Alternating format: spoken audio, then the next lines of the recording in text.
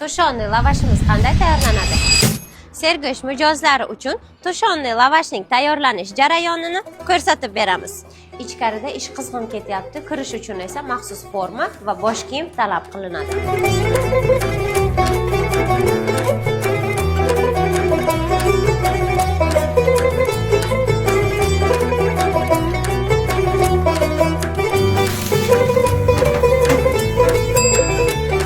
Lavashni tayyorlanish jarayonini ko'rsatib berdik. Endi esa tatib ko'rib, ta'mini aytamiz.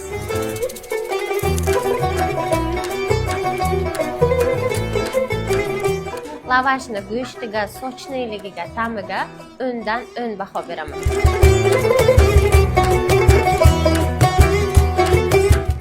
Barchangizni Sergo'sh filiallarida kutib qolamiz. Buyurtma uchun esa quyidagi raqamlar bilan bog'laning.